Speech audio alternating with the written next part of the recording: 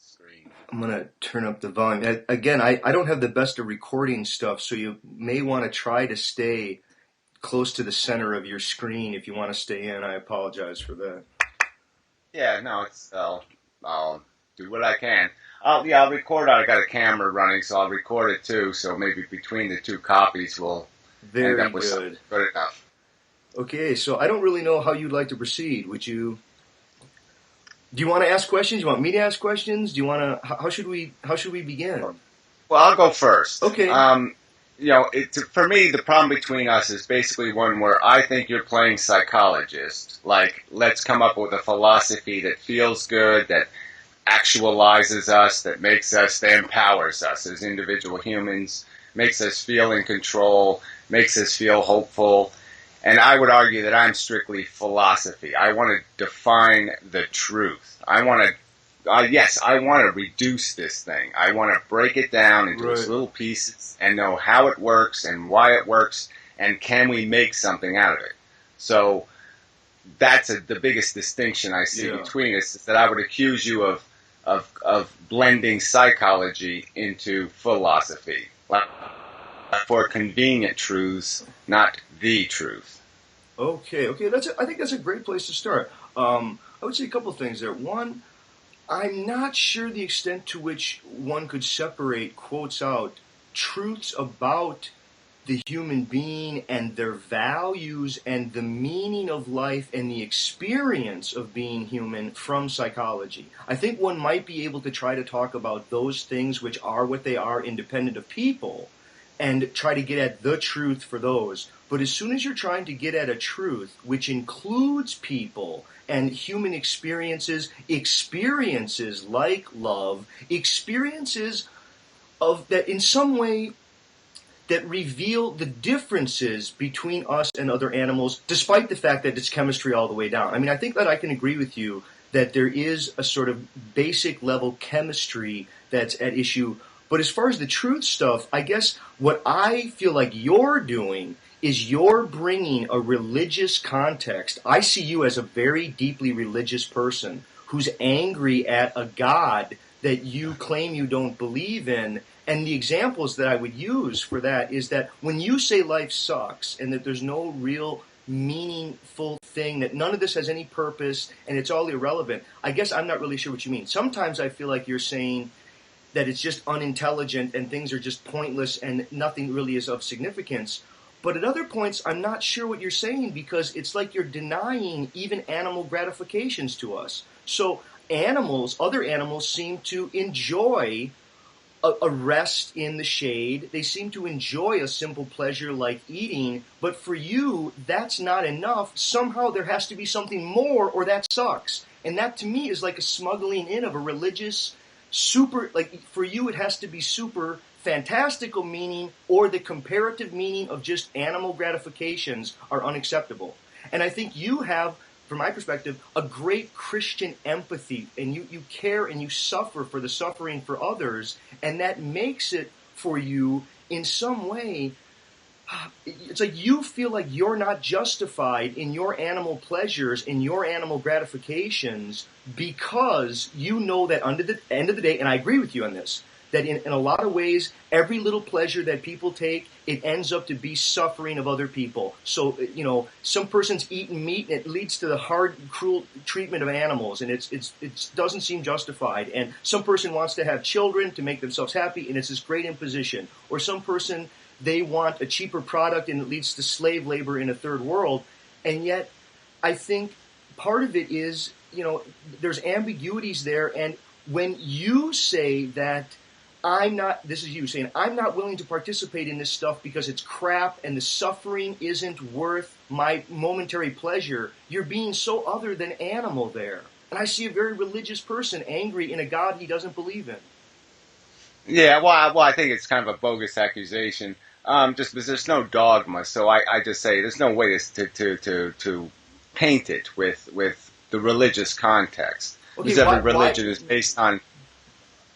Go ahead. I'm sorry, I didn't mean to interrupt. I'm sorry. Let's go back to your question. Why do you want the truth? What will be the value of the truth? Because the question of why is the truth valued introduces the psychology question. That is, who values the truth? Well, I know. I mean, it's just a function of intelligence. Logic and intelligence kind of demands the truth But because there's no intelligence is a functionality. psychological word. But there's no functionality to logic or even having the attribute of intelligence and combining our model or running our model if it is not an accurate model. It's by default broken. Your intelligence is of no value if you have the wrong gears. If you put the wrong part on your car, it's not going to run. So it's vital to the function of intelligence. So how do you know that it's unintelligent? Huh? How do you know that it's unintelligent? The world. Well, that just is another one. You just have to look at it, and you see that there's always intelligence always leaves its fingerprint. Intelligence reveals itself. Well, you know it just because that would be the mechanism. There's no way you could ever do something without leaving the sign of yourself or your intelligence on it. Okay, it's by your order and your construction you reveal your influence. You can't really influence anything without you put a leash on your dog. You wax your car. It always has a logical construct that has nothing to do with the natural order. The natural order is unfair, unjust, chaotic, and everything about intelligence is the opposite of that. Intelligence is the opposite of the chaos, is the opposite of unfair, is the opposite of unjust. So it always reveals itself in terms of its influence is always going to be to apply order, to apply efficiency, right, where the friction exists in nature. Nature is all friction. Most of the universe is harsh, brutal friction. Right, but you're intelligent. Where did that intelligence come from? Well, we are biological animals that were suited to an environment where it became necessary for us to be able to navigate it in a complex, sophisticated manner to stay alive. Okay, yeah, we weren't tyrannosauruses. We were weak little bugs. You know what I'm saying. So we had to. Our niche was strategy. Our niche wasn't power. Right. Okay, so we acquired a brain that could model the world. Okay, so we could interact in different worlds, past worlds, future worlds. We could test worlds. We could test strategies in our mind. And so we became more efficient in how we lived because we had less friction, because we had more order to how we navigated the world. Yeah, I know. Again, I don't. Oh, no, I'm not sure if I'm losing you. I'm not disagreeing with that. I guess I'm still stuck with, aren't you yourself part of nature? Aren't you part of the intelligence which nature evolved? I mean, you can give nature credit for it, but the point is nature didn't intend it. Nature didn't build it because it said, I will build an intelligence because intelligence is a good thing. All right, it was a natural product. You could call it like entropy. You could call it some kind of law of nature that a complex system will have to acquire a balance. Why did it need intention? See, for me, I think ambiguity. Let's go back to the truth. For me, the truth. I think for you, as the best I understand it, for you, the truth is that a blind luck happenstance was that for some billion years ago, a molecule emerged and it created a capacity to hijack subsequent versions, reiterations of itself in some way, and it's a blind force that's just sort of unfolding. But it seems like there remains these metaphysical, and this is again outside of the psychology, back to the philosophy. I think there are metaphysical ambiguities of how was it metaphysically possible for that to happen. And do you bother asking that question? When you hiccup, you don't ask the question. When you belch, you don't ask the question.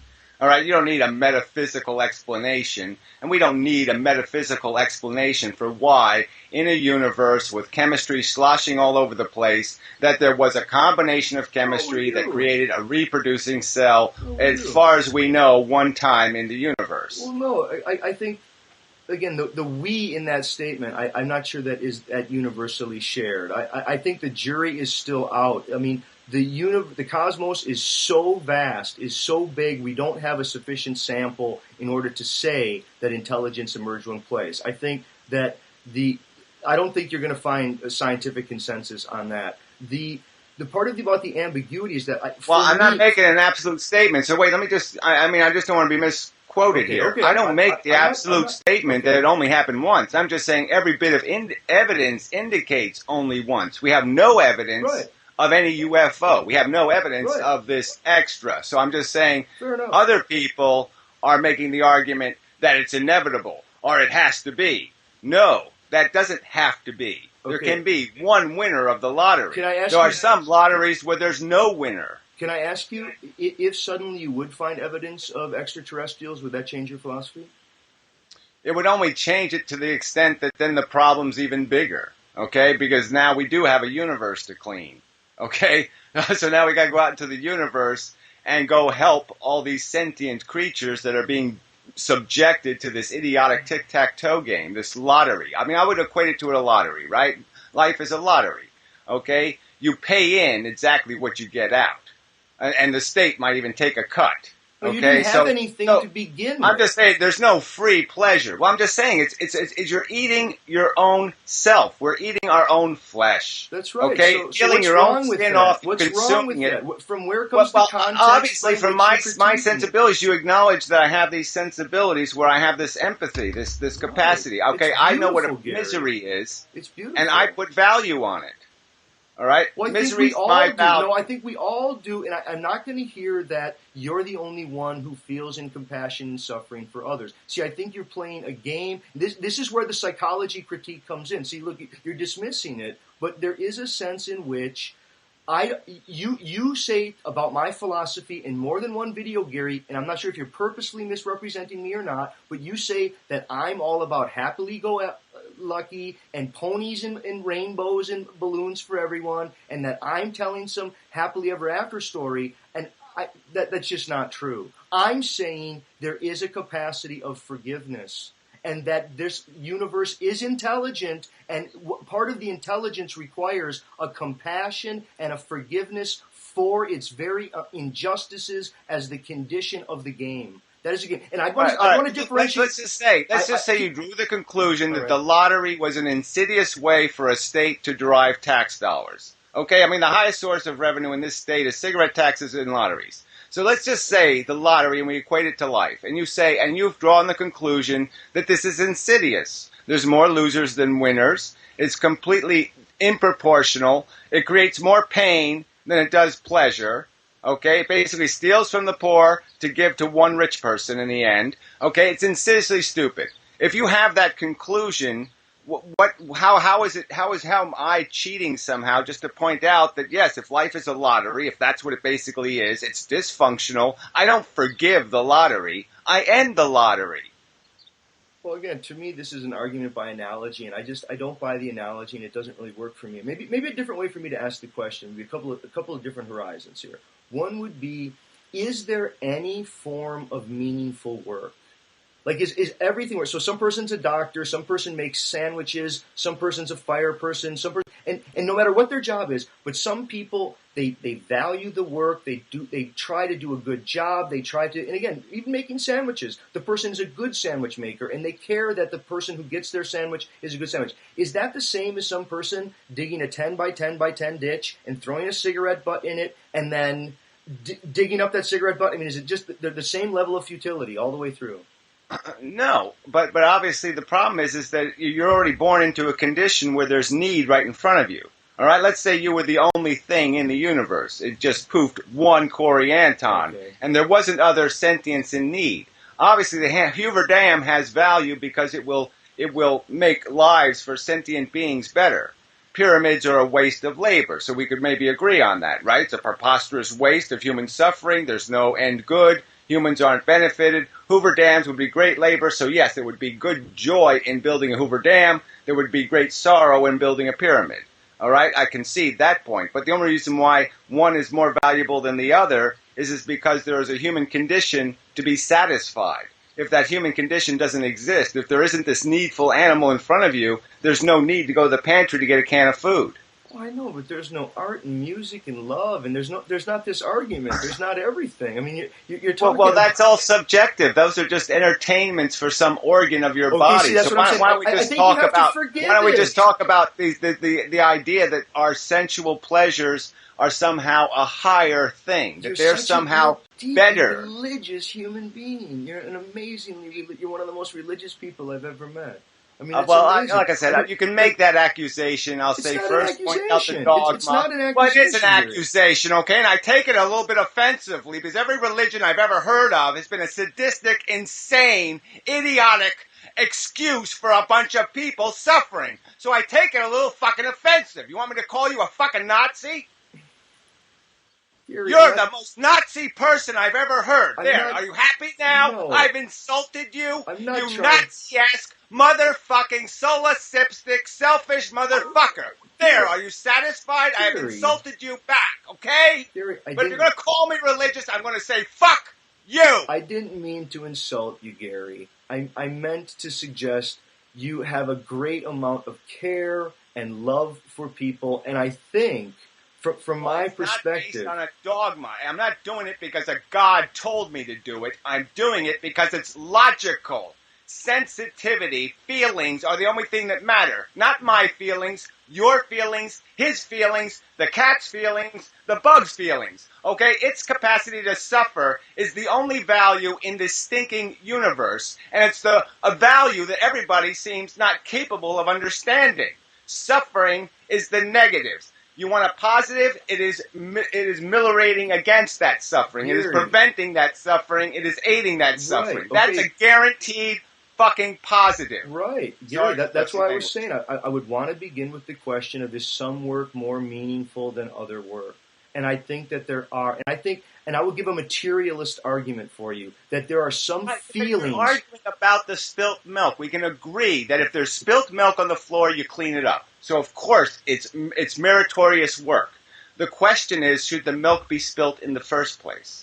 I don't like the argument by analogy. I don't find those compelling. You keep giving arguments by analogy, and I find it very difficult to follow that. I would rather. Well, then the default is I have to accept the presumption that it's good because it exists. What does? Well, that's the presumption here. If you're saying I can't make an analogy, Who how can said I possibly? Life was how good? How can I possibly Who said describe? Life was good? Huh? Who said life was good? You're saying that it is worth perpetuating and is worth continuing. That's the fundamental core of your argument, that it should be forgiven and we should accept it for what it is. I'm saying it's fundamentally broken and we should reject this. This is garbage and we shouldn't be obliged to eat it. Right, and I guess, Gary, this is a value issue. I think we disagree on the value. I think that there is more intelligence than you're recognizing, and I think the imposition is forgivable, especially given the horizons of meaningful action that are there. What I would want to argue, please give me just 1 second. What I would want to say is that there are some forms of action, forms of interacting with other people, and you begin with no violence, and you differentiate between nature's hardships and the natural disasters and things like this, and the evil that people do through their stupidity, selfishness, greed, all this kind of stuff. You differentiate between that, and you say you try to minimize suffering, hardship through your own will, and you also try to realize with compassion all the hardships that other people have suffered, both from the evils that people have done as well as natural luck and misfortune. It's interesting. Aristotle defined luck as when the arrow hits the guy next to you. See, I think for you that wouldn't be luck. That would just be, you'd have to suffer for that guy, right? I wouldn't have to suffer. The point would be is that I would acknowledge the fact that it didn't make a difference. If it hits me or it hits him, it's the same negative. All right, it's a guy with an arrow in him. All right, that's all that matters. So there's no victory because I am saved and he is impaled.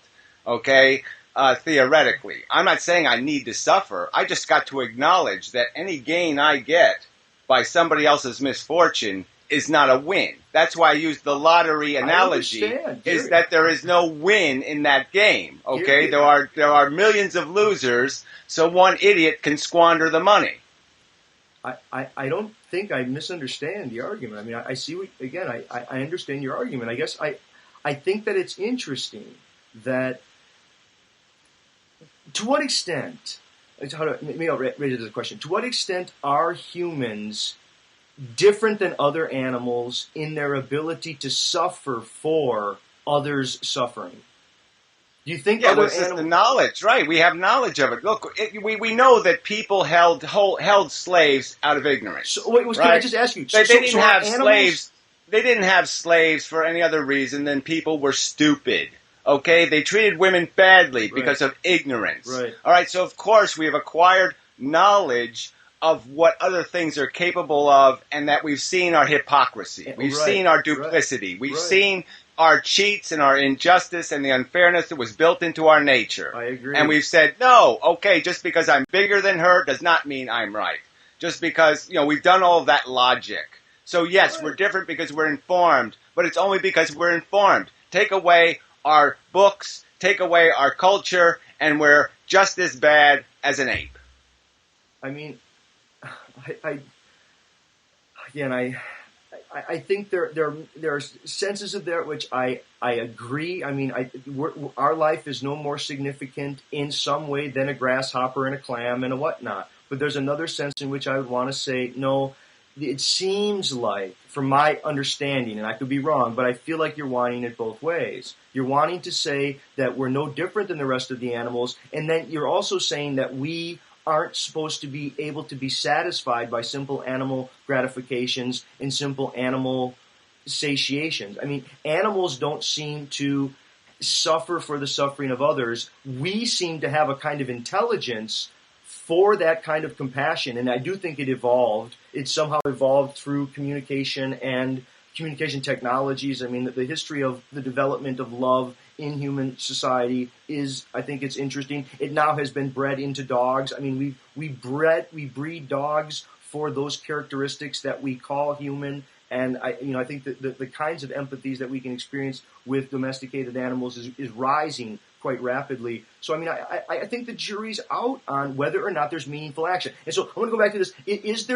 Are there still resources for meaningful action rather than throwing in the towel? I want to say the problem is that you're never sure, and it's ambiguous, you're never sure if you're overestimating or underestimating your obligations to the world. In some way, you do have an obligation to make sure that your pleasures and your gains are not ridiculous costs to others. But in another sense, you have a right to a meaningful life. You were born, you have right to air, you have right to enjoy the fruits. The question is, like Mother Teresa. Mother Teresa, should she have felt bad sometimes about missing maybe a relative's birthday or something? Didn't she feel like she had some problems at home that needed addressing? Did she really have to live her life completely for others? I feel like people who want to say you have to live completely for others, they're fleeing from the ambiguity in one way, in the exact same way that someone who says it's all about me, I'm going to stab and grab, and I don't care about the suffering from others, that's a person who's fleeing from the ambiguity in the other way. Well, it depends on what you want to be. I mean, how productive do you want to be? Okay, it's a productivity equation. All right, the little blue stars we're trying to acquire of real value, okay, are the fact that we are going to prevent suffering. So the greatest thing you can do to make your life productive is to prevent something else's suffering. Right? That's just a fact. How about to create In my opinion, it's a fact. How about not to create debated, friendships and to create... I mean, I think there are some feelings that a person will never feel if they don't engage in the actions that generate those feelings. Well, I mean, look, I don't agree with your premise that I have ever preached that somebody shave their head and stick needles in their eyes all day to suffer. I've never suggested somebody should not be a heathen and live as a natural human being, okay, and enjoy whatever they can enjoy out of life. I've never suggested anything other than that. Okay. I'm suggesting that philosophically, this is the truth, the context of our existence. And if you are eating more humans, okay, than your own self-value, you know what I'm saying? It's like the slave owner. You're a gigantic fail if you're hurting more people than you're helping. I agree. Okay, I understand. I guess I'm still confused. I guess I'm trying to understand. I'm trying to understand, Gary, when you say that life is crap, are you saying that it's inherently crap, or are you saying because it isn't something significant, comparatively it sucks? Yeah, it craps. Okay, it makes a mess. Okay, the sentient being creates the opportunity for the negative. There's no negative in the universe without the existence of the sentient being. Oh, right. It is, in its essence, the garbage. It's the sewage. Right. As soon as you open that door, you create the opportunity for loss. Negativity okay? You can't makes lose. morality possible. You can't lose if you don't have a sentient being to harm. See, I There's think no what happens, harm in the universe without us. I understand you. I mean, I think what happens sometimes is that people are the sort of the same old wretched people they've always been, but people have grown in their awareness of the wretchedness, and now it's not as if people are getting worse. No, we're raising the moral standards on what we think we ought to do. It's, for lack of a better word, it's a backdoor, invisible monkeyed religiosity. And it's not toward you. It's part of the philosophical system that you're espousing. Well, I don't see it. I mean, George Bush got elected the second time, so I'm sorry, I don't see this elevated human being. I see us now having wars where we're overtly just stealing people's money and calling it, oh, we're freedom fighters. Oh, no, you just bought mercenaries to kill other people. I mean, it's insidiously insane. We've gotten more comfortable with the abuse. We've accepted slavery now because we moved it to China. So now slavery's okay. I mean, so I don't see this elevated human being too much. I see a lot of selfish, more worried about their Gucci this and their iPod that and all of the things you complain about, this commercialism, this obsession with material goods, this whole definition of who I am based on how good the gel in my hair is. I mean, there's incredibly superficial human beings. Well, I agree. I mean, I think part of I'm trying to think of different ways to come at this issue. I mean, I would like us to find ways to have this meaningful. I mean, again, I think this has been meaningful, but I think for me, some ways it has to do with language and the way that we come at language and the problems of those forms of language which don't well align with scientific forms. I mean, I think this is partly why Fred talks a lot about metaphor, because he wants to remind people in some way there are ways of using language which, even though the way of talking can't be reducible to science, it's not therefore a nonsensical way of talking or a nonsensical question. Like the classic example would be, why did the universe come into existence? Now, scientifically, I don't think we're ever going to have an answer. I just don't. There's never going to be one. But for many people, religious people, the not ever having an answer and feeling the sense that we'll never have an answer, that's an opening to spiritual mystery, and that itself is exactly, but it shouldn't be. Why? My argument is Why that question should be as uninteresting to you as asking the question, why do I fart? No, okay, wait. It's a mechanical process, period. There's nothing mystical. It's a mechanical process. It had no intention. There's no fairies running the universe. There's no gods. There's no magic toads. It's a mechanical process, and this is what it did this time. It farted a pretty color. No. Again, see, you're doing this language hoodwinking where you're throwing these things that I'm not saying. So I would ease from that issue into the difference between a what question and a who question. I think science is really good at answering the question, what am I? If I say, what am I, science is so good at telling me in all the gory details. But if I say, who am I, science can't tell me. Because it introduces cultural layers, socio-historical layers, linguistic layers, and all the ambiguities of my being. And so who questions lead people into this larger question of, can I identify with the larger conditions that made possible DNA? Can I realize that DNA itself had prerequisite or preconditions for it to be necessary, and that's part of my being. See, because when you say I'm reducible to the DNA, I think that's a disingenuine who there, or that's not a true who. Well, I know you can say that, but I can sit there and back it up with some science and the rest of it. So I'm just going to argue that I can answer who you are questions, and I can explain to you all the programming that's gone on in the whole history of the human animal first, then the human culture, the culture you've been derived from, okay, the education you've acquired, and I can say these are the programs running inside your head. You have this want, desire, you have an ego, you have these different mechanisms of psychology running around inside of your head, Right. and that's your who, okay? Maybe it'll take me 12 hours to dissect every bit of your psychology, but in a Freudian way, I can dissect you, and I can find out why this is important to you, and why that's important to you, and why you like the color yellow, and why you like your food, the potatoes on the left side of the plate and the meat on the right side of the plate, or whatever your little mannerisms are. Your who can be dissected. See, but when you talk about again, when we try to talk about other people, we can get at them as a what and pretend that we're talking about them as a who. But the who question is different than a whom. I mean who. Who do you think you are? Like, I don't mean like you, but I mean when a person says, who am I?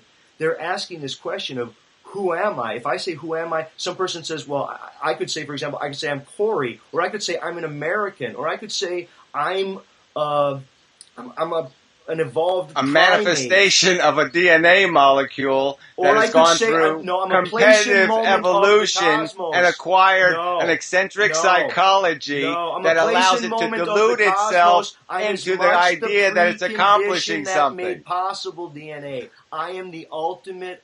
I am inseparable from that which made DNA possible. You've arbitrarily began with DNA, not realizing that DNA itself had preconditions.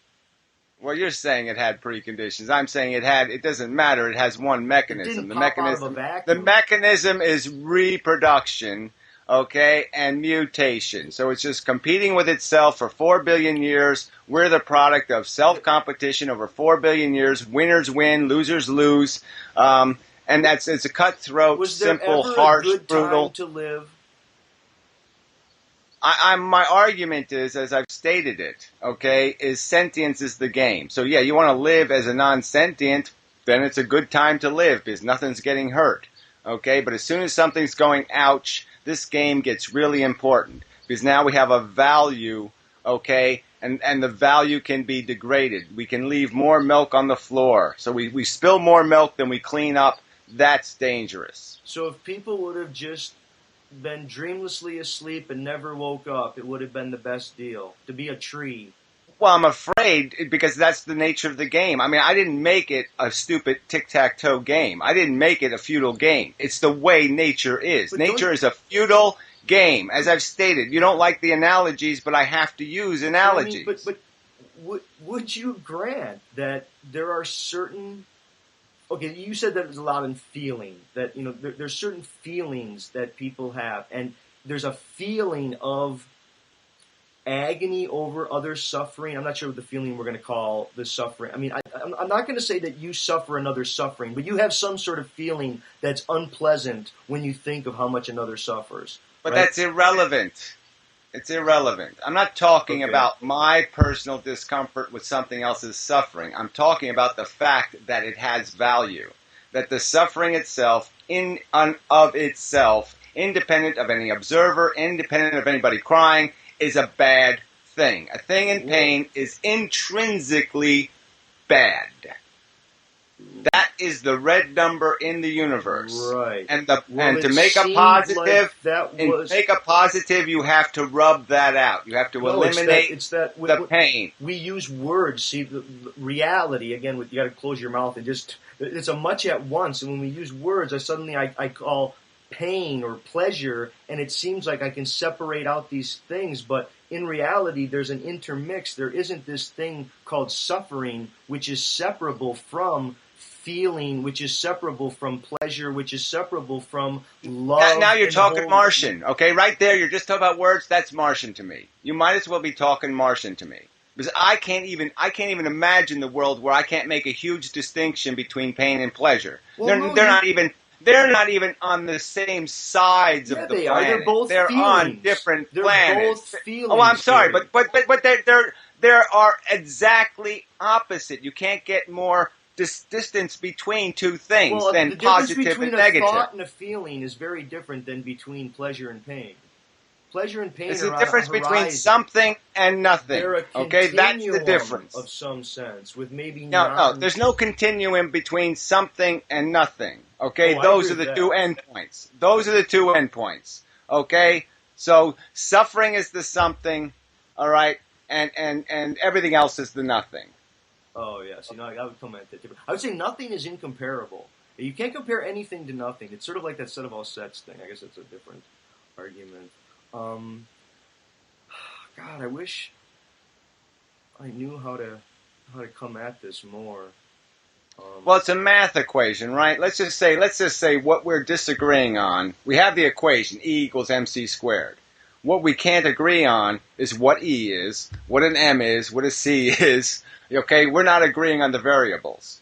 All right, you're saying love, friendship, feeling like you're accomplishing something are the things that are valuable in life. These are the magical little moments. Well, Oh, including I animal painted a painting. gratifications, including simple These animal these are the things gratifications. that are just have these are the things of real value to me, and for me, okay, it's exactly the opposite. The things of real value are the deprivations, okay, the sadnesses, the harms, the serious hard pain. That's the real core value. That's the elephant, and the trunk is this little moments of glory where So, we actually accomplish so, something so of I actual I have to true be beauty. focused on those other things in order for other people to believe that I recognize them or acknowledge them, or I have to sort of. You don't have to be focused on them. No. Again, that's a philosophy. I don't want people to focus on feeling them. I want people to focus on recognizing that that's the value that the E equals mc squared is made out of. That this is the variable that is the mechanics of our life. The thing that has value in this universe is feelings. Good feelings, bad feelings. So if we can acknowledge this, the feelings that are the important thing, And I would, not to what which I would say, like the where food. do The where food do is the important thing, right? The satisfaction of the meal. Whether the meal is made out of maggots or the meal is made out of filet mignon is irrelevant. What matters is how is the consumer feeling. Does it make them feel good or does it make them feel bad? I don't care what they're eating. I care what they're feeling. Yeah, right. So I mean, that to me again, I would say there's a materialist argument to be made that there are many people who will never feel some of life's greatest joys because they haven't figured out a way to turn their suffering into a hymn through giving. I think there are whether you want to say, and again, I mean, you're against analogies, I'm and you not just gonna. called suffering a hymn. No, it It's can not be even a, made it's not into a even a hymn. It cogent can be analogy. made into a hymn through the way that they have, what do you want to call it, a courage to endure it as gracefully as it can be endured. I think there's that. I think this is tons of people create art out of their suffering. Tons of people, they realize that the price that they have paid to have the paltry little enjoyments that they have, the little joys of a shady day and hanging out with the dog, is enough for the And heart. And most people they enjoy forgive, buying lottery tickets. Most people enjoy buying lottery and tickets. they're It's futile, it's stupid, it's irrational behavior, yet they enjoy it. That is a fundamental problem of human okay, psychology. but you, We enjoy and like doing things that are disgustingly stupid. but We you, like to celebrate the World Series champions, right? The World Series champions have been built out of a pyramid of failure, of losers. So you make 1,000 losers for your one glory moment. It's a pyramid of stupidity. Okay, it is not something to celebrate, it is something to mourn. This is moronic. right, Okay, right. there's more To blood me, on the to me, floor than there is birthday cake in the yeah, oven. right, Whatever the metaphor is, right. this cake has cost too much to make. No, you end up saying, to me, you end up saying the major things are great parenting, creating great workplaces, giving people the ability to have creative, meaningful work. I mean, it has Yeah, to do. curing cancer would be a great thing for a No, human it being doesn't to have to do. be that Yes, grand, Gary. I'm just saying it would be a very productive life if you could write on your gravestone, "I cured cancer." It'd be a great thing to write on your gravestone. No, Okay, you kick ass, buddy. no. Okay, but the point Well, I don't know. How is that a no? No, How can you that's possibly that's say a that's no. a no? See, because this is again the difficulty that I'm having with your philosophy. I think that you keep saying that everything is crap because you keep having these super overdrawn expectations. For you, a guy who just works at a sandwich shop who does a good job at the job somehow isn't. It's not sufficient. Somehow that's not worthy of putting on a gravestone. The gravestone isn't like I was a dignified person in the way I interacted with people. It wasn't I gracefully accepted life's injustices and I forgave it. gracefully accepted illogic, inefficiency, huge friction, bloody horror. And so 50 logic million is people, ending 50 million humanity? people killed brutally in war. Who the hell cares? It's all okay. I've made this analogy before, but yeah, there is no horror I could project onto the world that would ever put you past the point of saying this is too fucking gross. I could never gross you out. I could kill 100 million. I could kill 100 billion people, and you would just say, "Fine, bring on the next tidal wave." You act like each of us are responsible for all of it, Gary. Well, it doesn't run without us. We're the same DNA molecule For me to that say, reproduced 4 billion years I ago. would say We're its descendant, okay? It's owned this planet for 4 billion years. We're just the next generation of an insidious infestation. it's the great differences have been in culture between how people lived and how people have died, and that isn't reducible to the DNA and the chemistry. It's played a major It's role. reducible to the suffering equation, though. Again, we're just going to keep arguing past each other until there's some acknowledgement Do that you know what life was like before your values are morphine, different Gary? than mine. Do you know what life was like before morphine? Have you ever read about public torture and the spectacle of torture? Of course. Well, don't you think that that's part of what I'm saying here? That the natural animal is living in hell also. This stupid whole idea of born to die is insane. What intelligence would do that? Yes, I'll make you and then I'll have you degrade, suffer, and die. Well, that doesn't make a hell of a lot of sense. So just when you figure out how to live, I'll kill you and force you to start over. Yeah, I mean, this is I understand that people get frustrated with this. I mean, from my perspective, this is why the psychological insights from spiritual and religious texts are so useful, because once you wean them from the dogma, there are great insights about detaching from ego. I mean, I think sometimes when I hear you talk, I hear, it's a kind of ego attachment. There's a unwillingness to accept that that's the deal.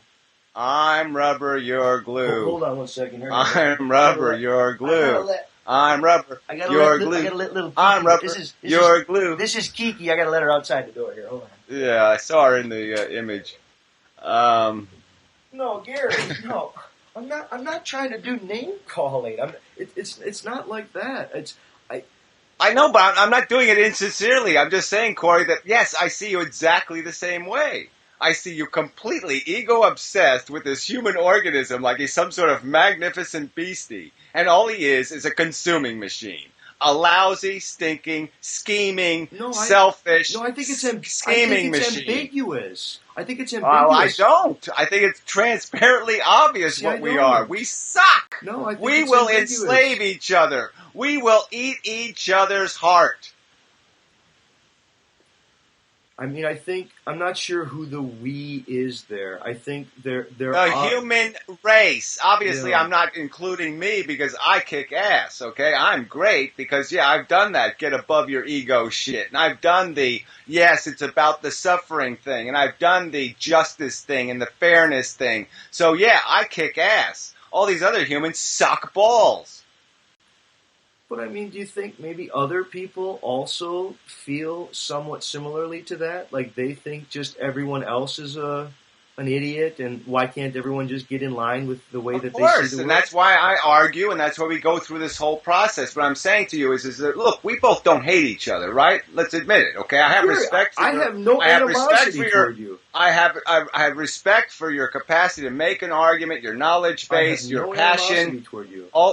Well, I'm just saying all that stuff. But the point is, we have this fundamental tension. I think we disagree on exists values. because It is a black and white contrast between us. I All mean, right? I mean, I we think there's a are lot of marching in entirely different parades, going in entirely different directions. yeah. I mean, do you think though? I mean, let's. I mean, I want to have this as a discussion. I don't want to argue. I mean, do you think that our disagreement is one that comes down to fact, or is it psychological? I mean, is it we both have different psychologies? Is it I'm being psychological and you're dealing with the facts, or we have different psychologies? Do we have different values? Are we pointing to different Yes, facts? the values. That's the I premise. think values are a lot of it. I mean, I think a lot of the facts. I mean, we're haggling over more of the details in some of the facts, but I think the But isn't values, value a fact? And we're just disagreeing over it? I don't think. I mean, I don't think ultimately, values are a fact. there's a truth, isn't there? I mean, don't there's a think- truth out there about what really meant something. I don't think fact Like, let's and say when value it's can all be- over, I don't think and you had fact the and book. value can be reduced. Like, take for example. Let me give you an example of smoking.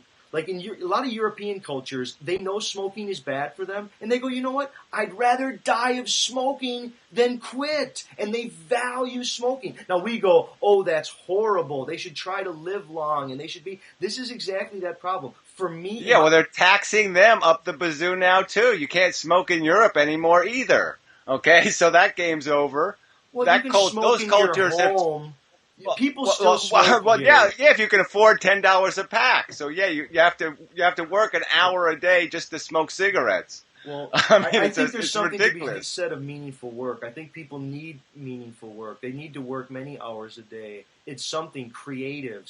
They need to put their hands. Oh, come on. That works if you got a job that isn't picking up cans full of maggots. I mean, come on. understand. I mean, The who wants to need do the for real hard work? meaningful You want work to work is at a major. hospital and mop up vomit all day? I sure as fuck don't. I think there's a social problem of needing meaningful work. It's not just people need jobs. It's employers and. Well, I know, but we it's know that a lot multi-level of work thing. that has to get done isn't going to be fun. Ooh, it's a poem. Okay? A lot of the work that needs to be done isn't going to be fun. Yeah. So it can't be meaningful in a personal way. It can only be meaningful in a productive way. They're not Yeah. going to enjoy the work. Okay? It's going to be a burden. Yeah, it's okay. It can be uplifting to be able to face one's burdens and know that one did it despite not having to do it. If one relied upon feeling like doing everything that needed to be done, many things wouldn't get done.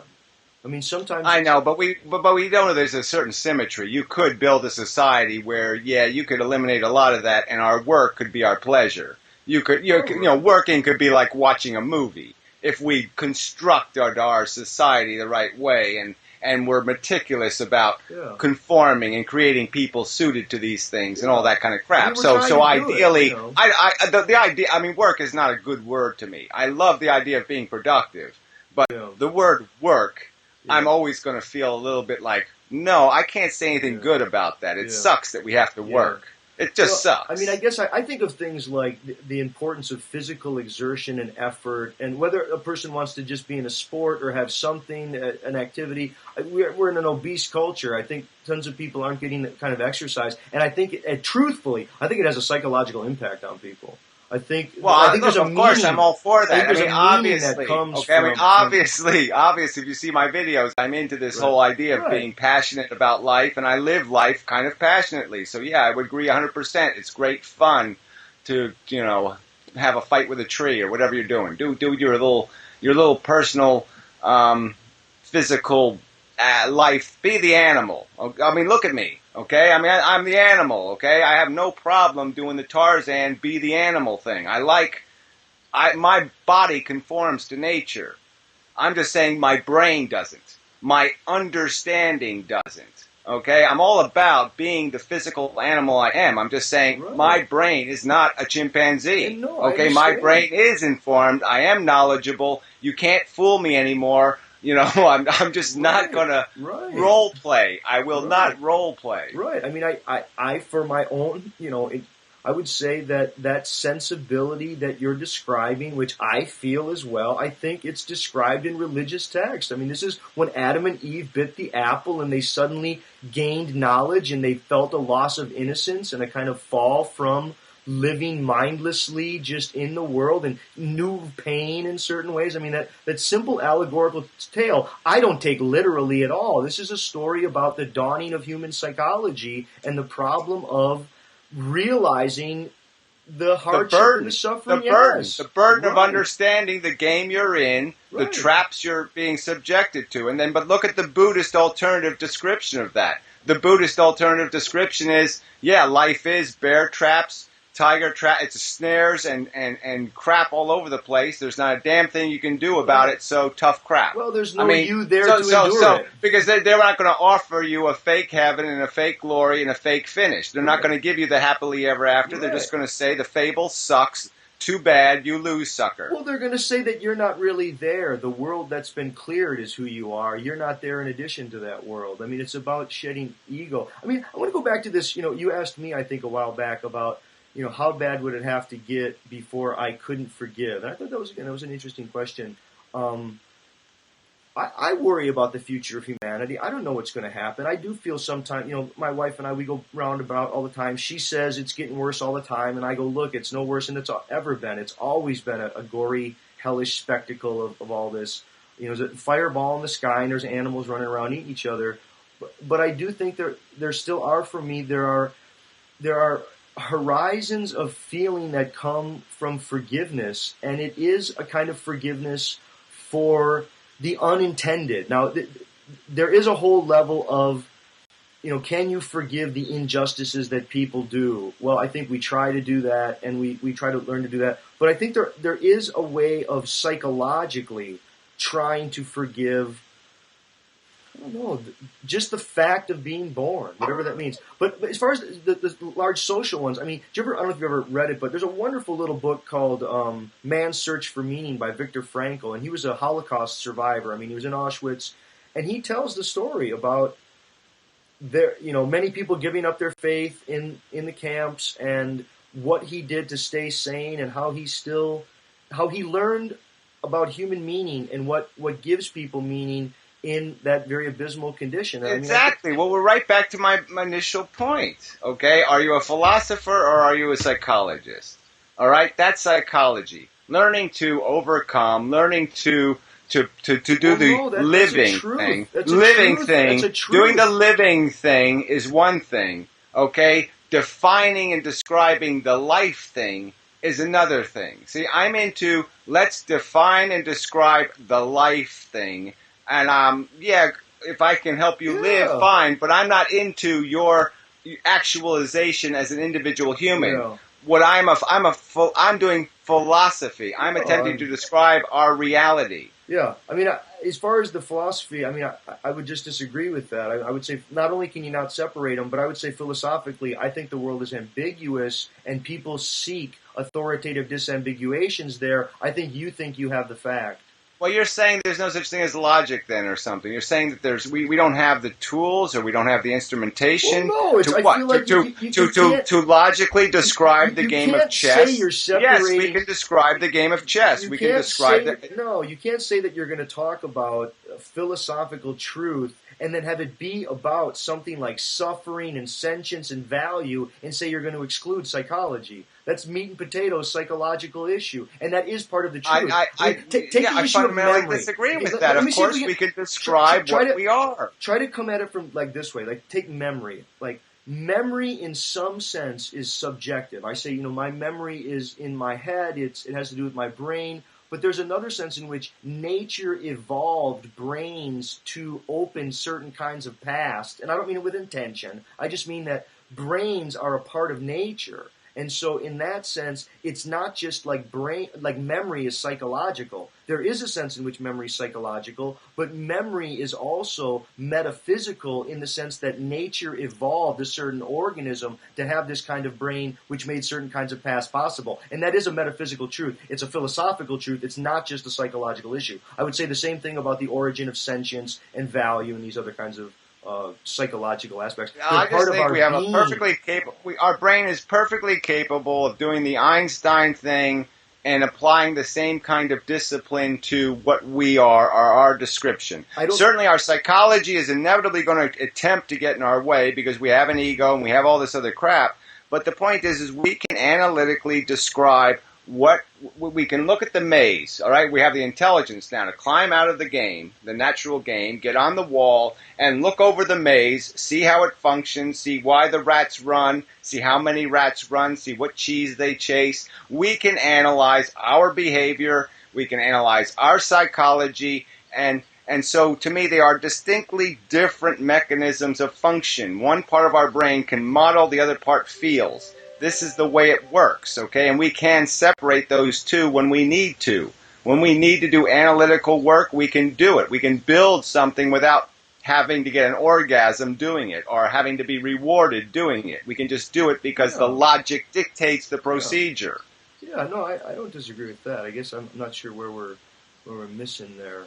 I guess I would just say the same about time. I mean, I think time is as much psychological as it is metaphysical, and I don't think one could really separate time from feeling. I mean, we can with words, and we can try. See, in general semantics, they sometimes talk about it as atomism or elementalism, where things get treated as if they're separate, but you'd really need hyphens. So even the word like mind or body, you know, they really like mind hyphen body hyphen world. I mean, there's a whole unit that's all related there. Now, we can analytically think about them separately, but there's another sense in which we're kind of clouding our thought when we overly stress the boundaries between those. Well, I'm going to argue that what I see in that kind of conversation is a deliberate effort to fog.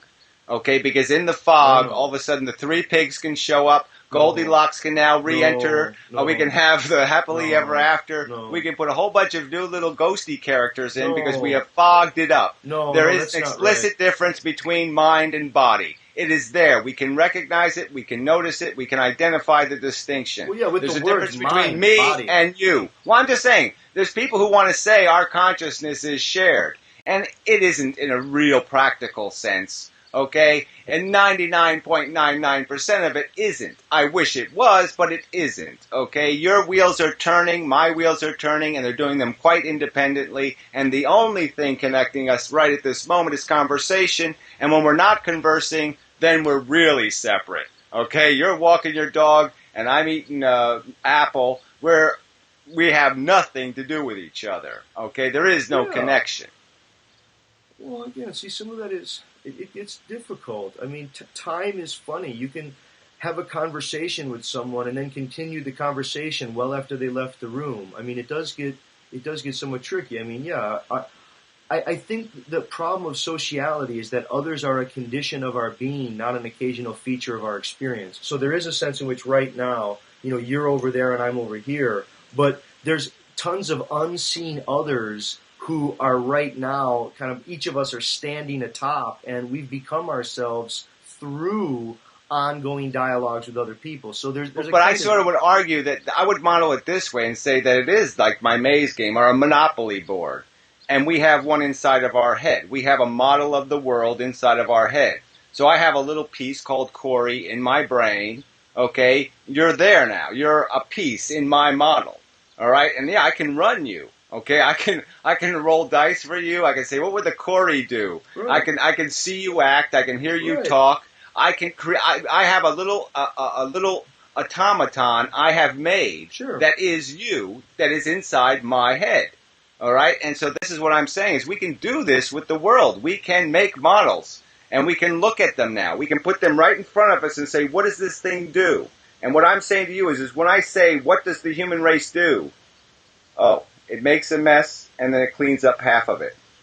That is the definition of failure. Okay? Yeah. So well, I mean, I say, where do you come up with your notion of mess? Well, mess is the suffering. I've said it before. I don't know how I can be more explicit. Well, okay? I know, but mess is the suffering. I see a comparative framework. I mean, my guess is that your viewers, many of your viewers, I mean, we both know this, right? Tons of viewers they're ex-Christians, and they still have a lot of Christian value, and so there's a lot of these Christian, and I think that some of it's very beautiful. The Christian sympathy and compassion and, you know, love of a stranger and love of another really came and was ushered in is very different than Judaism. I mean, Judaism and Islam, I'm not talking any love, okay? So let's not confuse these subjects, all right? You don't need to love somebody to respect their pain. I don't want Adolf Hitler in hell. I don't want to torture Ronald Reagan. I could come up with any figure that I hate and say, no, I still don't want them to suffer because suffering sucks. It's stupid. It's a horrible thing. Suffering is universally bad. I don't care what consciousness is experiencing it. It sucks. I mean, again, Gary, I mean, we could call it whatever you want. I would call that it's a beautiful love, Gary. And again, don't get angry. I'm not trying to be contentious. I'm just saying I don't have to emotionally recognize it. All I have to do is intellectually acknowledge its existence. Yes. And now I can care for a rat. I can care for anything because I'm not waiting to feel it. Okay? Yeah. I'm knowing it. Well, I don't. Again, I'm not. Some of that I'm not sure. What I would. I mean, I don't disagree. I think some of that is you want people to internalize it, but I think some of the viewers. I think they hear a kind of, I don't know, I think there's so many people who are really struggling. They're really struggling with overdrawn expectations and the collapse of the Christian meta-narrative of the happily ever after. I think no matter how much they say they don't believe in that anymore, in some way it's like an invisible picture frame that they drop in without realizing it, and everything gets. But let me make an argument to that. When I was 6 years old, what expectations could I possibly have? Right? It's not like I came into the world and said I have high expectations. No, I came into the world. I think you come in. I watched people burn caterpillars off of a tree. I saw three-legged dogs. I watched somebody throw a cat against a brick wall, and I said, what kind of hellhole am I in? All right? I had a pet lizard, and our neighbors smashed it on the side of our garage. And how were my expectations overdrawn? My expectation is that this shit shouldn't be happening. This is disgusting. But Gary, how would you explain, just for argument's sake, how would you explain the transition from the Old Testament gods who were vengeful and wrathful to the New Testament God? Or how would you accommodate, for example, the Indian God? Take Shiva. Shiva's both the creator and the destroyer. The God who dances the universe. She's dancing, and while she's dancing, the religious haven't even read the book. You know that, no, all right? Serious, you know that most Shiva. of the religious people haven't read the book, and in history they didn't read the book. Look, Gary, man, okay? Shiva is dancing, and as she's dancing, her foot is crushing the head of a baby. She's the creator and the destroyer simultaneously. I mean, I'm just saying there have been people in history. Well, I know, but if you gave me a 9mm and 3 seconds in history, I'd take Sheba out because Sheba's a nutcase. Okay? I mean, screw that stepping on babies crap. No, Grow up, bitch. It's a bunch of religious metaphors for. Well, I know, but I'm just saying that why would you accept this slop? It is not functional enough. There's more friction. More friction than function. More friction than function. Argue with that argument. Life is more friction than function. I don't know what you mean by function. See, again, by function you mean supernatural or something. Yeah, well, no. What I mean is there's no belly for the human race to rub. There's no comfort for it to give. It can be consumed by nothing and make that thing satisfied. The universe does not need our existence. Yeah. There is no need served by our existence. Right. And yet we come at this preposterous price. I can't justify one Holocaust victim, let alone 6 million. That I don't know how you justify this horrid, disgusting, conscious experience taking place. How do you justify it? I think you psychologically say the past is something that you're going to try to understand and forgive, and you begin with what are the possibilities for meaningful action right now. And you begin with nonviolence, you begin with meaningful parenting, and you begin with the possibilities of kinds of social change. Well, I know, but if you know the fundamental machine is completely geared to this. This isn't an accident, okay, that the living condition has always sucked. It's not an accident that it sucked. So, it sucks because it's its very nature. We are consumers. Again, I'm going to go back to my nature argument that this is, we are made to make a mess. That's our primary function. Come into the world full of need. satisfy half of it. It's an insane equation. It's tic-tac-toe stupid. Nothing intelligent can play a game this dumb. Why? Why? Because of the fact that it's futile. You're going to inevitably leave more negatives on the table. You can't, unless you are here rescuing people from fires, you will inevitably create more mess than you clean up. That's what overall, that's what the human race ends up doing. That's right. Okay? It leaves behind more radioactivity than it cleans up. However the metaphor you want to make. This is why we make a mess and clean up a small part of it. I mean, Gary, you saw so many of my early videos where, can people forgive God? And by that I mean forgive the conditions which brought all about this. It's not a matter of forgiveness. You don't forgive a serial killer that's going to kill tomorrow, right? I mean, if you know it's going to go out and kill tomorrow, you don't sit there, you're forgiven, and then tomorrow, you're forgiven. Well, I know, and then but tomorrow, what is you're forgiven. Well, I know, but that would be idiotic. Well, of course. I mean, you put the damn thing in a cage. Well, I think again, I feel like I'm being straw man there. I mean, obviously, Gary, I'm not running around saying let's let all.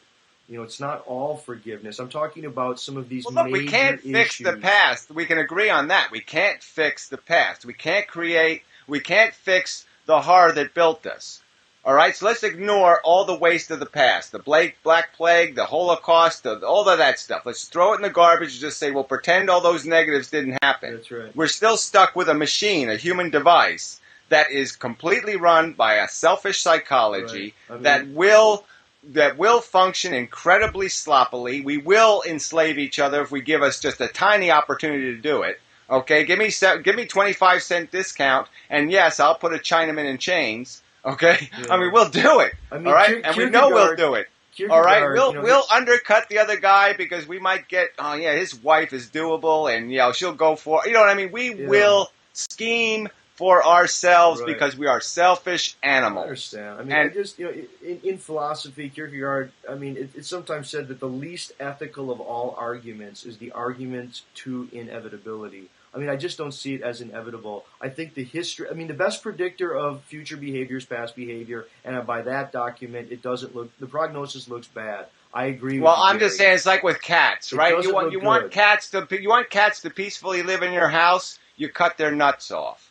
All right? If you want the human race to be loving and sensitive and all this crap, you're going to have to castrate the bastards. Okay? Because otherwise their ego is going to fuck the game. They're going to rip each other's faces off. They're going to undercut each other all the time. No. And there's just going to be blood and fur and flesh that's on the floor. You're not the sole person representing it. I think there's lots of people who feel the suffering that you feel. They feel the anguish. They feel and they realize and know the hardships, and they have a different strategy about trying to deal with it. I mean, again, it's not about dealing with it. It's about acknowledging that the fact that it's not accomplishing anything, and it's at a very high price. It's like a car. It's like a car that burns gasoline but doesn't go anywhere. Where would you own a car that doesn't move and it just eats gas? In that analogy right there, going somewhere would be where? Where would be going somewhere? Productivity. Where? Like I said, we know what's valuable. What's productive? We know what's valuable. Comforting. Stopping harm. We can't stop harm in the universe. Okay, so do you the only way we can stop harm is by creating it first. Really think... We have to make the mess, then fix the mess. We have to make the wound, then bandage the wound. We ourselves are not a bandage. Do you really think that telling people that they cannot have children would not be an imposition of loss, hardship, and a kind of mental anguish and suffering? That some person says... The fact that it may be to them some psychological discomfort is irrelevant to the fact that you could just say, well, you're going to deny that it's inconvenient that we don't allow the drunk driver to drive drunk? Well, of course, he's now been inconvenienced because he has to take a bus or he has to find a friend somewhere. Okay, but the fact is, yes, the burden is his. No. All right? So you're doing these ridiculous comparisons. Let's take a real case. So there's a woman, there's a couple. Suddenly she gets pregnant unexpectedly. Right now, she wants that child. They weren't expecting it, weren't planning it. They're in love. He proposes. But by your argument, no matter what, she should abort because it would be. Well, I'm saying logically, yes, because she's taking a huge risk with somebody else's welfare. Why should you be allowed to roll a set of dice the dice accidentally fell out of my pocket, and however they turn out, you're going to be the victim. So I got dice. How would you like it, Corey? Corey, let's say I have dice in my pocket, all right? And if they fall out of my pocket and they roll boxcars, a piano falls on you. Doesn't kill you, it just falls on you, okay? And if it rolls snake eyes, you find $10 on the sidewalk, all right? You wouldn't care for that, would you? That dice just fall out of my pocket and you get screwed?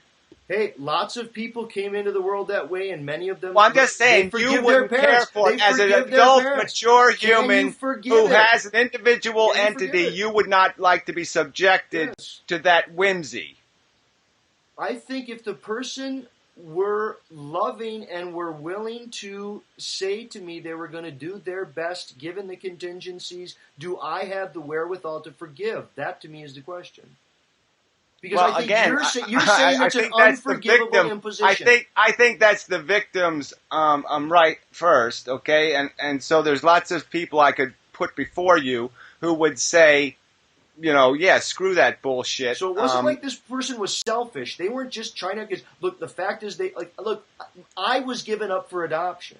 Okay, I was adopted, and my mother, she got pregnant when she was a teenager, was up in Madison, and gave me up. She could have aborted. Now, I personally am thankful. Now, if you're going to say that, well, I was just... I know, but we know you aren't all adoptees and you aren't all babies. We're just saying that the odds are, when you take all the permutations, Corey, there's going to be a bunch of people that are going to have ALS. They're going to die when they're 6 years old. Are they going to be autistic? Are they going to be profoundly retarded? Right. All right? Who's going to speak for them? They don't get to fill out a form saying, no, I hate life, and I curse my motherfucking mother's vagina. I mean, they don't get to voice their opinion, okay, and say, don't fuck with me. I mean, I think this comes down to different values. I mean, my grandfather was severely disabled. He had one arm, he had one leg a little bit below the knee, one above the knee, and he had a very, very hard life. He never took one penny of paid from the government. I'm telling you. I talked with him so many times. He was 10 thankful. years of chemotherapy. Would you go through 10 years of chemotherapy to save your life? Okay, I don't. What would No. The point is you can always give examples of people who will accept a human condition that you might find abhorrent, where you would say, "Oh my God, they have to be out of their fucking mind. How could they live like that?" Yeah. Could you be an 800-pound man that had 10 people taking care of you? Right? You would feel like such an asshole. You would say, this is disgusting. I have other humans serving my disgusting gluttony. You would find it abhorrent. So I'm just saying that the fact that there are people who will endure insane circumstances because they have some dopey psychology that says to them, I'm winning, I'm winning, I'm winning, I'm winning, I'm winning, doesn't mean anything to me. No, they're not that is not winning. Testimony They're that I not have to give any winning. credence to. They're not winning. They're shedding ego and they're being gracious and they're learning No, how they're to being laugh insane, at their in my body. opinion. They're being insane, in my opinion. Do you know anyone who's survived a stroke and is severely disabled? I survived a stroke, okay, and I was disabled for a year. Yeah. But the point is life hardship and overcoming hardship isn't the point. The point is that each individual is going to have a subjective definition of what's worthwhile, a personal definition. And there's no way to give authority to one over another. So in my opinion, the woman who finds the pee under her mattress extremely irritating is just as valid as the guy who says, yeah, go ahead, stick knives in me all day because I don't care because I'm going to live. Okay? I'm going to survive at all costs. I mean, I guess all said and done, I mean, the more that I hear the argument, I guess I would try to shake it out as, should a person be able to champion the belief that people shouldn't have children? Yeah, Yeah, go right ahead. I personally, I don't buy the argument. I don't find it persuasive. I think many people, children are the most valuable thing that they have in their lives. But I would really argue against a social policy. Anyone who would try to implement it as a social policy under the auspice of having the facts, and that people who think otherwise are deluded. See, some of that kind of makes me nervous. Well, just change the analogy to ending slavery. How far are you allowed to go? All right? I mean, what violence are you allowed to impose in your effort to abolish slavery? Am I allowed to kill a slave owner? Am I allowed to impose on some people and cause some chaos? They're categorically different. You say it is. You say it is, Corey. Slavery because it doesn't mean anything to you. Just like meat eating or something else. I equate meat eating with concentration camps. They are just as bad, in my opinion. There's no distinction between taking a perfectly sentient pig and locking it in a cage and taking a sentient Jew and locking it in a cage. It doesn't fucking matter.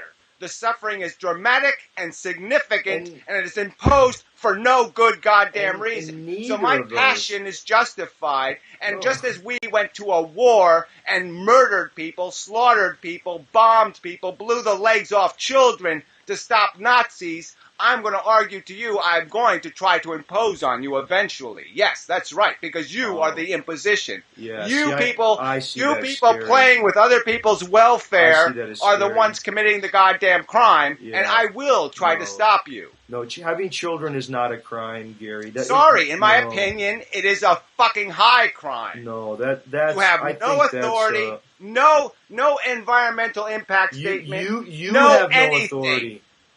Sorry. I have the authority to stop somebody who wants to build a nuclear plant in their backyard out of soda bottles. I'm going to stop the stupid lunatic.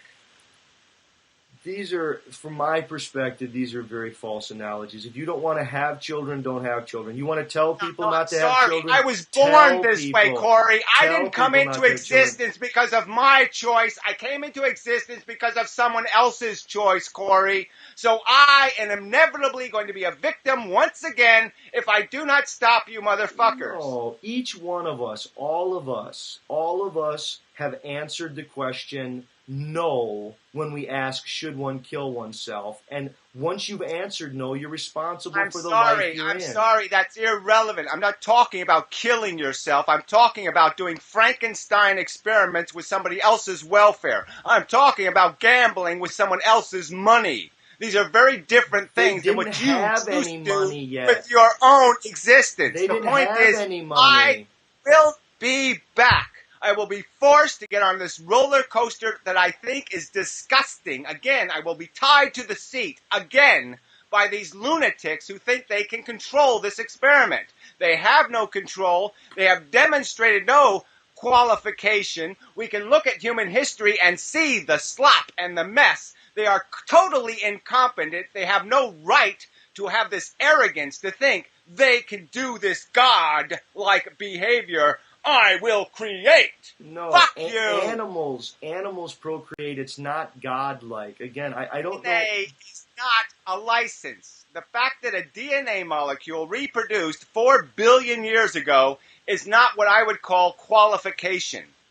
But qualification comes from a single couple of people thinking about the issue? Qualification comes from being able to write a simple explanation of why you have the authority to impose on another individual. Explain to me why you have a right to subject somebody else to potential great harm.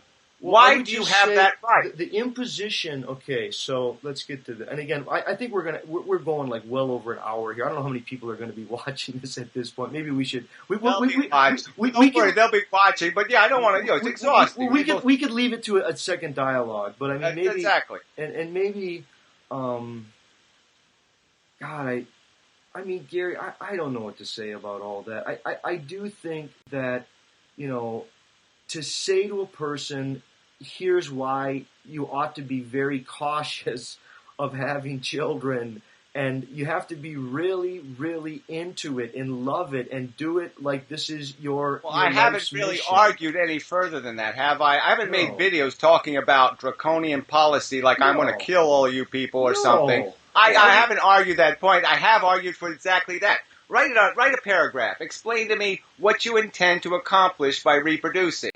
Okay? No, but And okay, that but at least that satisfies, the at least point in my is that- opinion, the obligation that you thought about it. No, Okay? If a person has rights, the person who exists has rights. People who don't yet exist don't have rights. They will exist, and that's the point. The future does have a right. That's it. That's almost preposterous. That's like saying we could destroy this environment. We have the right to destroy the Earth's environment. Do you agree that we have that right? I say we don't have a right to destroy the Earth so no humans could live on it tomorrow. Obviously not. The humans don't exist yet, but we don't have the right to take away why their are you capacity. trying to secure a world that you don't want? I'm not. I'm trying to anyway? explain to you why your argument is fallacious. Okay. No, I mean the point fact is the non-existent do have a right because we know they will exist. In all probability, they will exist, and we have an obligation not to enslave them. You don't have a right to sell them into slavery, which we essentially did with our economy.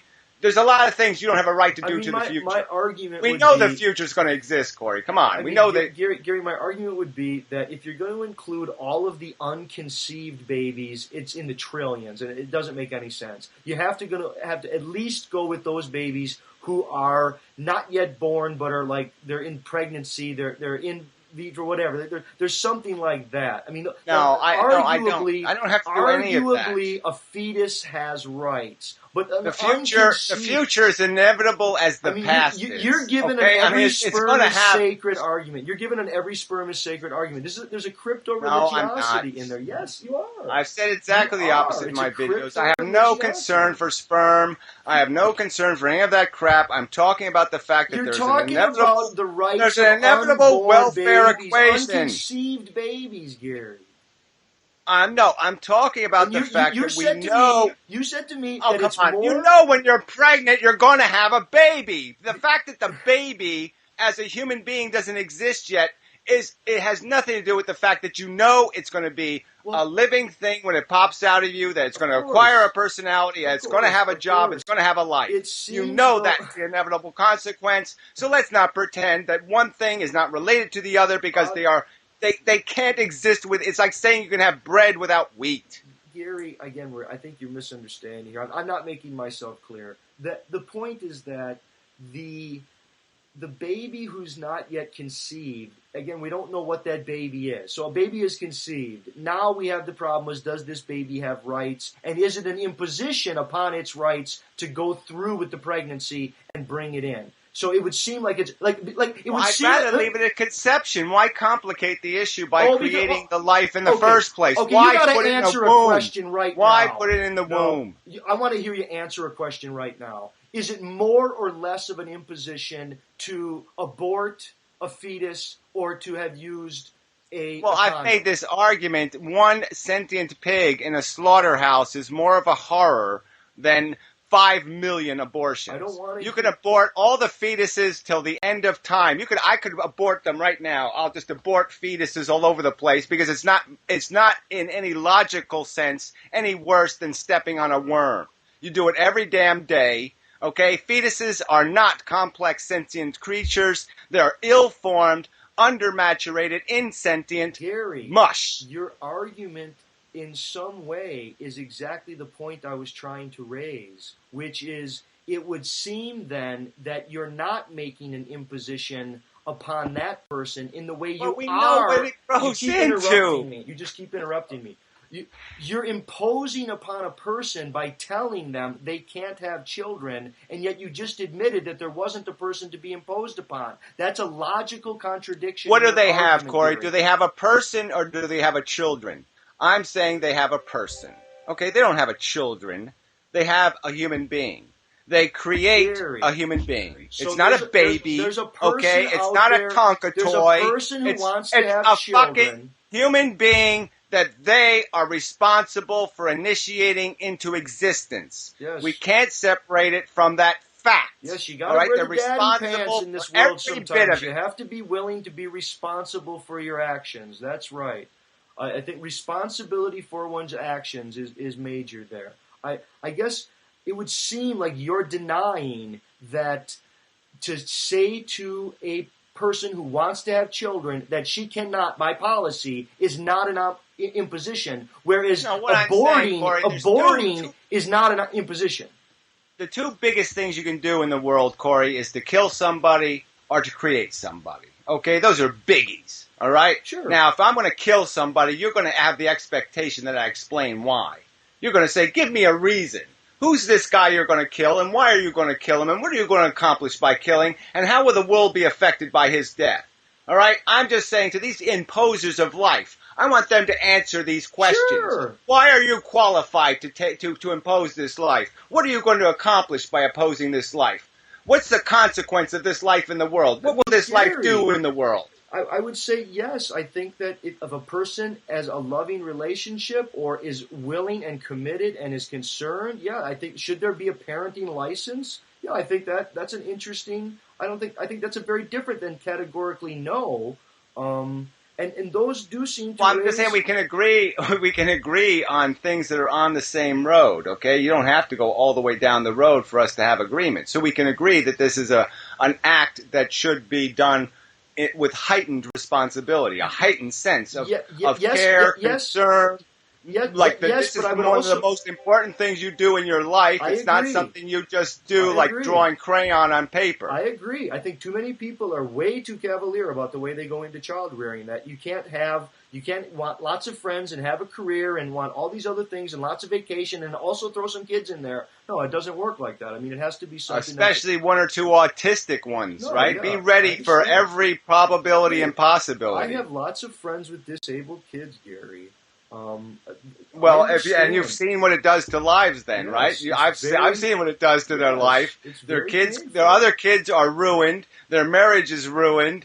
Many people, it brings out beautiful, beautiful senses of character. It's struggle. It's painful. It's horrible. They wouldn't have wanted it. They wouldn't choose it again. But many people have found new feelings, new senses of character that they wouldn't have had. It's very complicated. Yeah, like I said, I've seen the other side to that coin, which is everybody grows older, quicker, and every bit of life is turned into shit. Okay? Yeah. Absolute shit.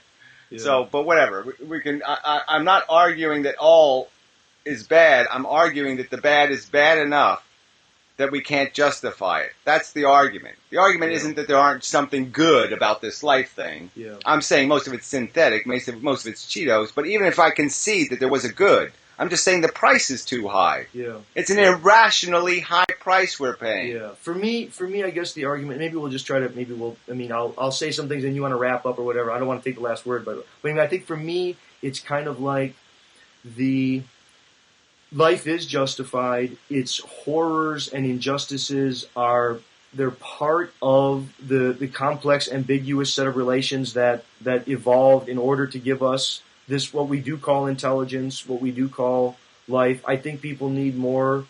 They need to find the resources for meaningfully engaging the world and for forgiving and for ending their own complicity in forms of violence and of all the justices. But I think, telling people that no more children, to me, is it robs the world of really one of life's great riches. I mean, many people, and maybe it's selfish, but they love babies. They love the thought of the next generation with beginner eyes, grandparents. They love to look at the thought of grandchildren growing, and they realize the horrors at that point. I think most grandparents. Well, you say they do. I think many grandparents have, they're past the age. They've seen enough. I think they look at the grandkids, though, and many people are scared about the future of tomorrow. Many remain hopeful that there will be forms of resilience, that there is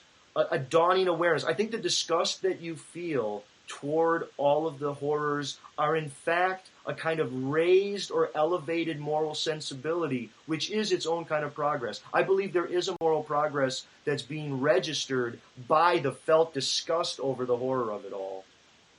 Well, we can agree on that. I mean, to me, the logical conclusion is ethically high. So the truth will win in the end, so to speak. If we don't knock ourselves into the Stone Age, the arguments will be made, the truth will be revealed, just like we revealed the truth that slavery is stupid and that women are human beings and all these other truths that we acquired. We will learn this higher ethical mandate that you don't do this recklessly, you do this very well, you do it well or you don't do it at all. Okay? And I would argue that some of this glory talk about your wonderful Rockwell images, to me, is almost Rockwell as the plantation owner. Oh, let's, the spectacular plantation and the beauty and the wonderful white gowns and the beautiful dancing and the beautiful music, all while the humans toil in the field in the futile effort just to get a carrot for dinner. I mean, that to me is there is an ugly, you wash the veneer of the Rockwell off, and there are skeletons and demons and horrors behind it. It's painted in blood. I mean, it's a bloody spectacle that human history stands upon, but it's, I don't know, I think we need a very large time scale. It's only been about, 10,000 and then only about 2,000. I mean, the sort of revolution of love of the stranger is only a couple of thousand years old. I mean, some of this we'll have to see how it all unfolds. What's that? 200 years, I would argue. Darwin on. Okay? That's the real acceleration of understanding, is Darwin, Einstein are kind of sewed it up for us, and now it's just a matter of us getting used to those ideas. Oh, see, that would be it. Okay, I think let's leave that as the point of maybe pick up for dialogue too, would be to what extent is the scientific revolution the grounding for love, and to what extent did Christianity pave the way for science? I would love to have that discussion. Okay, we'll try it. Gary, thank you for making the time. It was really fun. Yeah, it was good. Okay, all right. Take care, man. Bye-bye. Yep.